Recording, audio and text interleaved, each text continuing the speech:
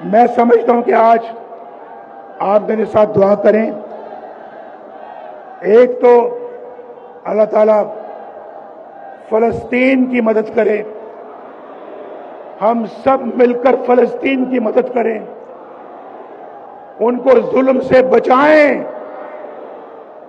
उन पे भी जो इस वक्त जुल्म का सिलसिला जो जारी है वो इंसानियत के खिलाफ जुल्म है। हम उसको हर तरीके से कंडेम करते हैं। मेरे साथ मिलकर कहो, हम हर तरह से उसको रद्द करते हैं। बोलो, रद्द करते हैं।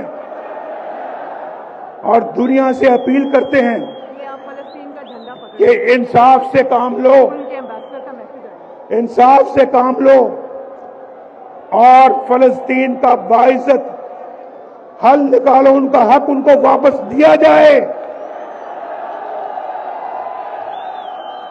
और उनका हक उनको मिले, वो भी चैन सुकून से अपनी जिंदगी गुजार सकें। उनको हक से महरूम करना और उसका हक किसी और को दे देना, ये बहुत बुरी बात है। इसको हम कभी कबूल नहीं करेंगे। पाकिस्तान कभी कबूल नहीं करेगा। पाकिस्तान के अवाम कभी कबूल नहीं करेंगे। बोलो, मेरी इस बात के साथ इत्तेफाक करते हो?